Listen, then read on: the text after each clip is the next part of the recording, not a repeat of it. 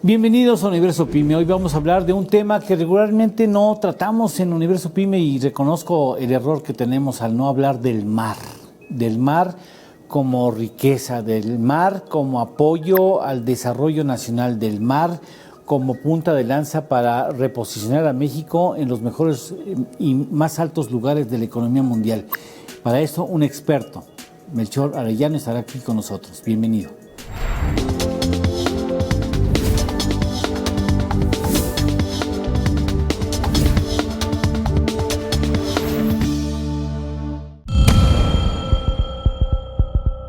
Universo Pyme, con Eduardo Torreblanca Jax.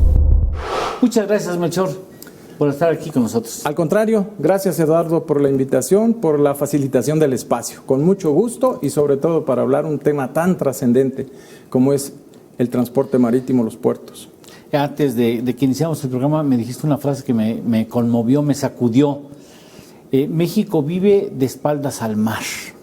Definitivamente, es increíble que en pleno siglo XXI todavía no sepamos cuál es la trascendencia del mar para la economía del país, para el comercio exterior del país.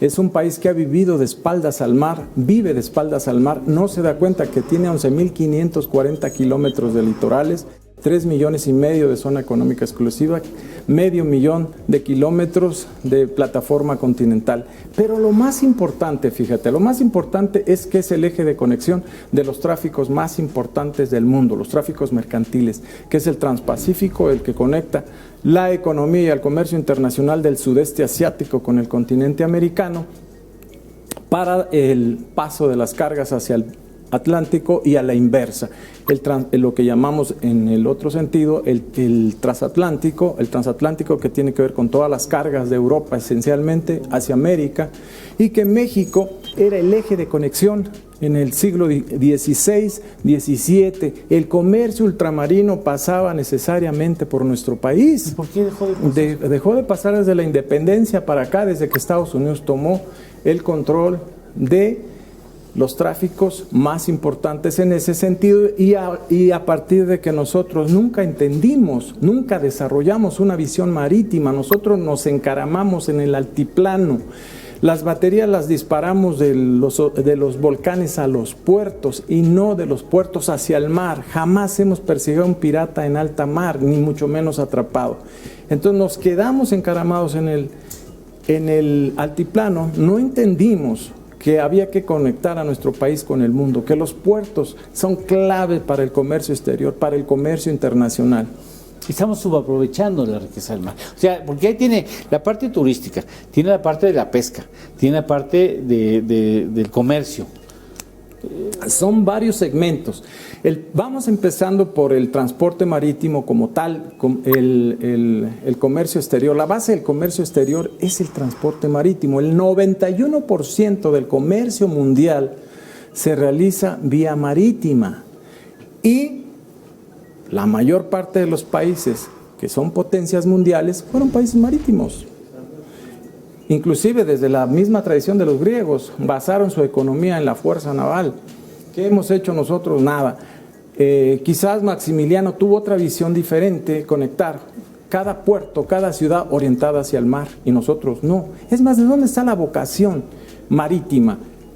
A 2.200 metros sobre el nivel del mar, 2.400 metros sobre el nivel del mar, durante el sitio de Tenochtitlan, cuando Hernán Cortés mandó construir 13 bergantines. No tenemos tradición, no tenemos vocación.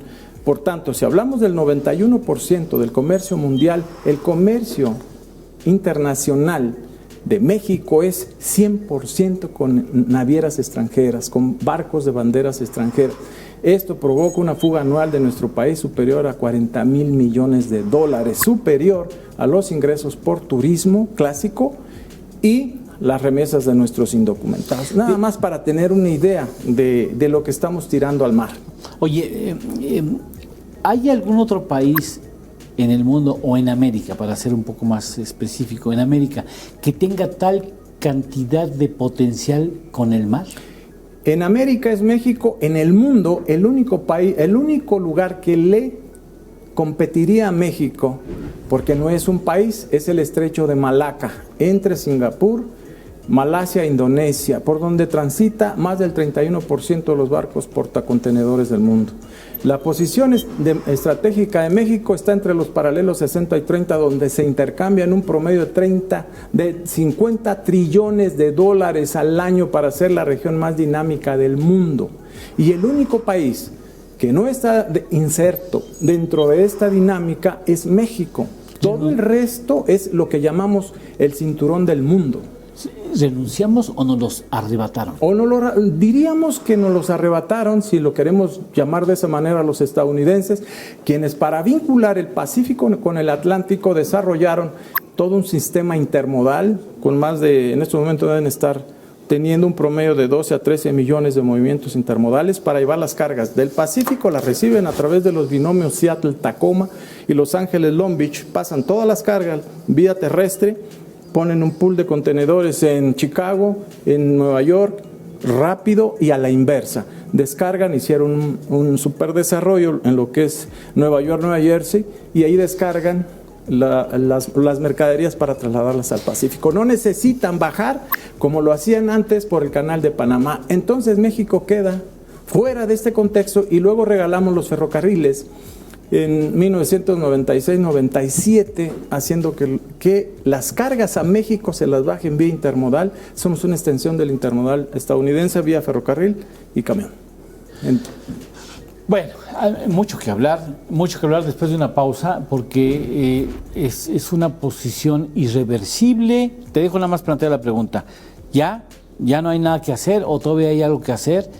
¿Cómo es posible que nos hayamos dejado arrebatar ese potencial marítimo siendo una nación que tiene una enorme riqueza? Y no habíamos hablado de la pesca, no hemos hablado del turismo, no hemos hablado de los cruceros, no, o sea, sí bueno, tendrá que venir en alguna otra ocasión, ¿no? Porque veo que es una enciclopedia en el terreno, pero a mí me gustaría saber, bueno, ya lo perdimos, o sea, ya estuvo, ya, no hay nada que hacer, después de una pausa.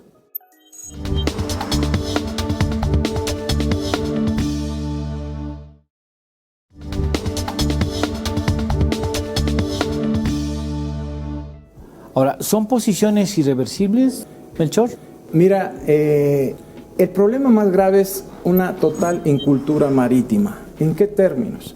En términos desde la educación. El derecho marítimo es una materia optativa en pocas universidades, por no decir que ninguna. Antes era la UNAM, la Anáhuac, la Salle, pero en estos momentos, salvo el caso de la FES Acatlán, que sostiene todavía la Cátedra de Derecho Marítimo, el resto de universidades ni siquiera la conocen. Culturalmente hablando, estamos señalando varios elementos. No hay un conocimiento de ningún gabinete, no hay conocimiento en extensión, es decir, no me quiero contar yo, pero te puedo decir que sobran los dedos de las dos manos para contar a los especialistas que tenemos en el país. Entonces, ¿de dónde vamos a tratar de generar un proyecto de nación marítima? Porque México debería tener desde la Constitución misma llamándose México País Marítimo, y no lo somos por incultura. Entonces, tu pregunta es sumamente central, creo que es la pregunta de México, que es la pregunta clave. ¿Es reversible o es irreversible?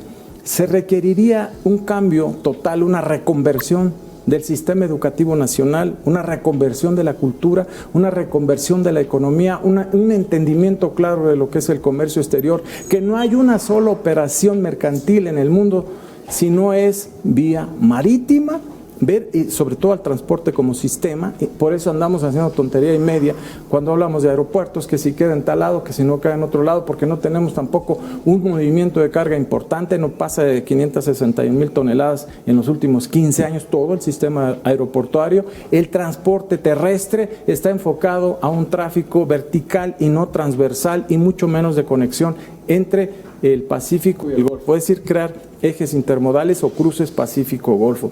Entonces, si estamos dispuestos a asumir como cultura nacional la conversión de este país como país marítimo, sería la única posibilidad, y si no ya se nos habría ido el autobús y nos quedaríamos a la saga, siendo el país marítimamente hablando más importante de América y uno de los más importantes del mundo.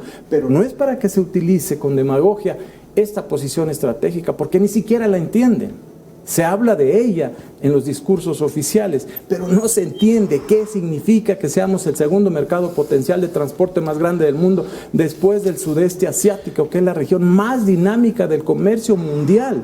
Y adelanto una discusión para ti que eres una persona tan acuciosa en los temas. Señores, estamos pasando del eurocentrismo al asiacentrismo. Sí. Todas las discusiones y rediscusiones del mundo se van a centrar en Asia y Sudeste Asiático, la región más dinámica del comercio mundial. ¿Y qué estamos haciendo nosotros cuando el vínculo fundamental que teníamos desde el siglo XVI, XVII y parte del XVIII era con el Sudeste Asiático? El comercio ultramarino de América pasaba por México. Era el país más importante y el eje de conexión marítima y, por supuesto, del comercio internacional. Estamos hablando, por ejemplo, si tenemos un comercio exterior con Estados Unidos de 667 mil millones de dólares, por lo menos más de 200 mil se realizan vía marítima. ¿Y qué estamos haciendo? Inclusive los estadounidenses, sobre todo, si hablamos del binomio Los Ángeles-Long Beach, tenemos otro puerto que han tratado de proyectar a gran escala, como es Oakland. Le tiene miedo a Lázaro Cárdenas. Lázaro Cárdenas es el puerto de profundidad natural más importante de América, es el puerto más amplio y de capacidad de desarrollo para llegar a ser el verdadero hub nacional, pero no lo van a permitir ellos mismos. No, por supuesto. Oye, para que no sepa, ¿cuántos puertos tenemos? Mira, mercantilmente hablando, seamos honestos, son 22. ¿Son los 22? Demás, los de 116 de los que hablan, a mí me sorprende mucho que sigan diciendo semejantes tonterías, lo digo al aire, porque los 116 se incluyen las capitanías de puerto, yo creo, de Chapultepec, lancha de Chapultepec y trajineras de Xochimilco, porque realmente no. 116. Pero esos son vacilados. Y te voy a decir por qué. ¿Qué hicieron los chinos? Los 10 puertos de contenedores más importantes del mundo, el top 10, 7 son chinos. El número 1 es Shanghái. Rotterdam no inventó 50 o 100 o 500. Rotterdam, Holanda, para hacer el puerto de carga. Alemania está avanzando a pasos agigantados con la creación del binomio Hamburgo-Bremerhaven para convertirse probablemente en el puerto de contenedores más importante de Europa. Es decir, en México hemos concentrado por el desconocimiento, por la incultura, los recursos de manera dispersa y no hemos definido como estrategia de Estado cuál va a ser el puerto mercantil del Golfo Caribe, cuál el puerto mercantil o los puertos del Pacífico. En opinión muy personal, el único que tiene la capacidad para convertirse en hub de América y uno de los hubs más importantes del mundo es Lázaro Cárdenas. Lázaro Cárdenas en el año 2042 podría estar movilizando 14.1 millones de contenedores, lo que empataría a Tianjin, China, aunque para entonces seguramente Tianjin ya estaría más arriba. Estás hablando, Melchor, de una recomposición absoluta de muchos ejes económicos, educativos, culturales, alimenticios incluso. Ahorita que señalas eso, Eduardo. A ver, que me digan dónde hay una política nutricional de Estado para alimentar a los mexicanos con productos del mar. Es increíble que el sector más abandonado, más corrupto, pero sobre todo más abandonado sea la pesca. Cuando países como Perú consumen más del doble de productos pesqueros que nosotros, nos dan la vuelta y media en producción y exportación. No estaríamos tan obesos. No estaríamos obesos.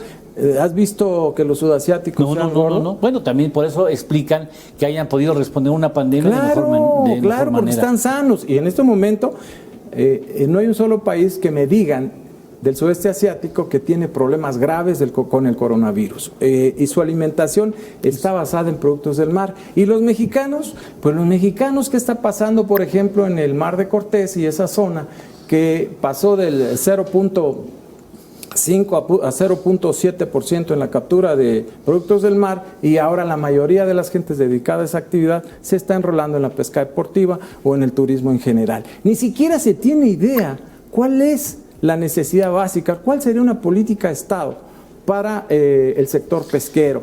Pervive la corrupción, el abandono, inclusive el levantamiento de muchos de los jóvenes que vienen de familias tradicionales de pesca en las costas a la delincuencia organizada, cuando debiera ser uno de los pilares fundamentales para la alimentación de los mexicanos. El poco presupuesto que hay se lo distribuyen de una manera subrepticia una serie de agrupaciones que no hacen absolutamente nada por el sector. La Ley General de Pesca y Acuacultura verdaderamente se ha quedado en el vacío. No tenemos una legislación de fomento ni en la pesca, ni en la industria naval, ni en la industria costa afuera, ni siquiera la Ley de Navegación y Comercio Marítimo para el caso del transporte. Ya me emocioné, sí, Eduardo, ya me viste que me emocioné. No digo que no esté bien que te emociones, nada más déjame ir a una pausa y le seguimos con la emoción, que a mí me parece que para el público y para mí, por supuesto, está siendo muy interesante lo que nos estás diciendo.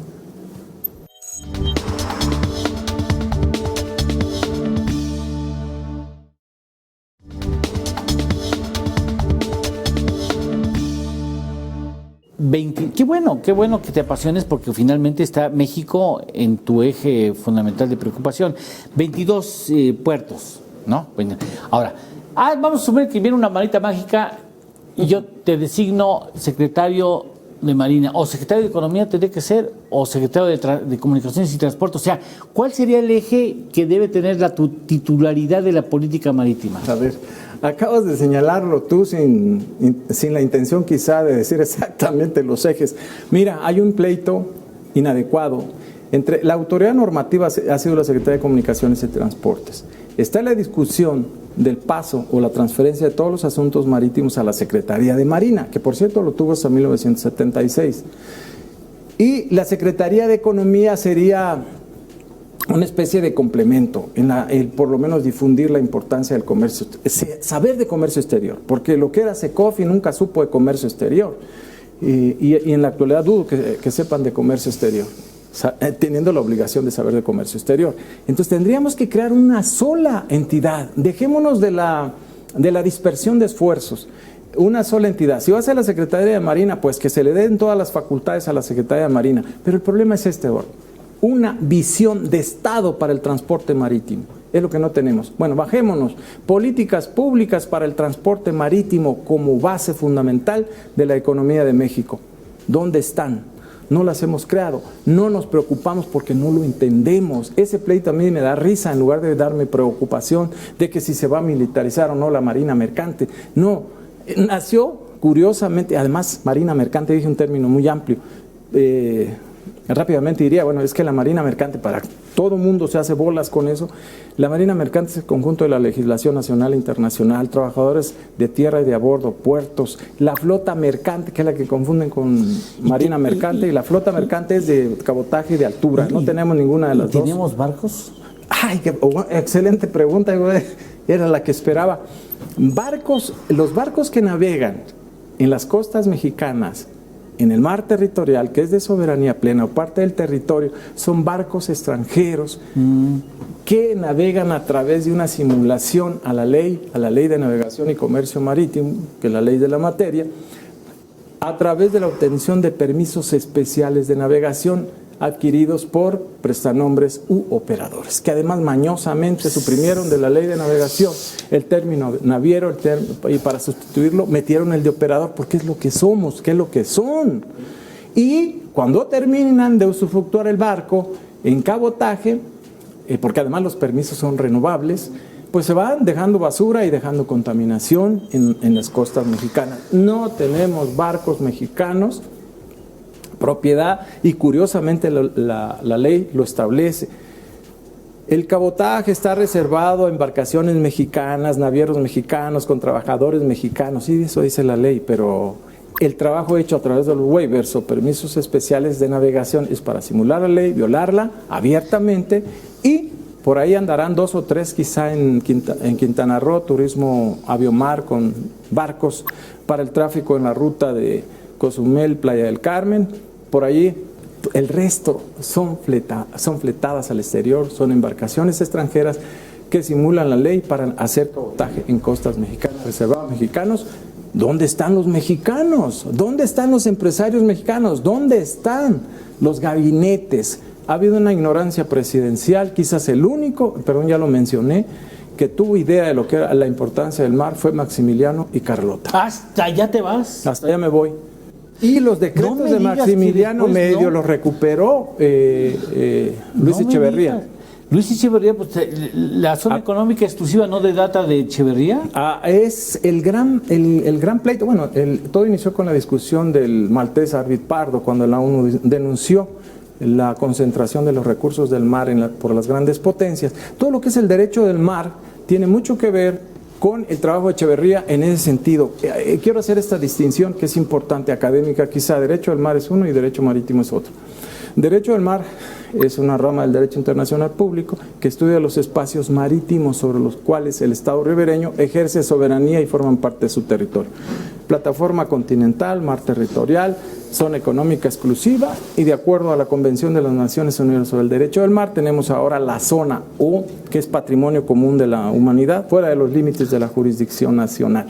Y el derecho marítimo, que es una relación entre privados, es el conjunto de reglas jurídicas que regulan la navegación marítima, y entonces estamos hablando de contratos de utilización de los buques, el seguro marítimo, comercialización de perecederos, en fin, todo lo que tiene que ver con el negocio marítimo. Y todo eso tiene que ver con empresas y tienen Por supuesto. la posibilidad de que sean articuladas con micro, pequeñas y medianas y grandes empresas. Pero por supuesto. ¿Dónde está la visión elemental que debiera tenerse en ese sentido? México es el país, empresarialmente hablando, más vinculado al mar con empresas marítimas portuarias. Porque no hemos hablado de los otros sectores, y no te emocionarías más. Vamos a hablar en futuras ocasiones, y si tú aceptas nuestra invitación, claro por supuesto, que sí, con mucho gusto. hablaremos de. Nada más quiero decirte, ¿cuánto tenemos? Me vas diciendo cuánto tenemos para que yo le diga, le pongo una prueba muy difícil. A ver, dime, en minuto y medio, Malchor, ¿tú qué harías si fueras el titular de este país y pudieras marcar las políticas en materia marítima? Uno, la creación verdaderamente de una política marítima de Estado. Dos, reconversión de la educación, de todo el sistema educativo nacional, para incorporar la educación marítima a un plazo promedio más o menos de 15 años, y crear la legislación en la materia necesaria para el fomento y desarrollo de la marina mercante, que tendría que ser una ley de fomento, porque ninguna fomenta. ¿A qué me refiero? Un régimen fiscal competitivo para la marina mercante. Estamos hablando de créditos blandos con periodos de gracia y obviamente con excepciones fiscales especiales, siempre y cuando haya una presentación de planes de negocios por parte de las empresas. Bueno, no será la última, ¿no? Si nos Yo, al contrario, me siento honrado, hombre, con mucho gusto. Porque esos temas no los hemos tratado. Un día dije, bueno, ¿por qué no vamos a tratar asuntos del mar? Dime, ¿cuántos libros tienes? ¿O has escrito? Artículos. Artículos. Pues unos 3,000. Ya reúnelos en un libro. En unos 3,000. Estamos en eso, en nuestra edición precisamente de nuestro libro. Es una de las razones por las cuales no pude continuar en un lugar donde tú haces una labor seguramente muy interesante, precisamente porque quiero hacer la edición de ese libro, y donde una propuesta de país es precisamente México como proyecto de nación, porque, eso no lo dije, no tenemos proyecto de nación. Sí, bueno. Si no tenemos identidad educativa que nos lleve a un proyecto de nación, pues no podemos decir que uno de los grandes proyectos de nación sería México, conversión de México en un país marítimo. De eso me encargaría, de eso trabajaríamos, incorporando a toda la gente que sepa de esto, porque lo que ha privado, lamentablemente, es la ignorancia transgeneracional. Muchas gracias, Melchor, es que ya el tiempo se nos haga. Muchas gracias. Estarás con nosotros nuevamente. Muchas gracias. Claro que sí, agradezco mucho tu invitación. Interesante, apasionante este tema. Muchas gracias. Hacemos una pausa de una semana y regresamos la próxima aquí en Universo Pyme, Periodismo Útil. Gracias.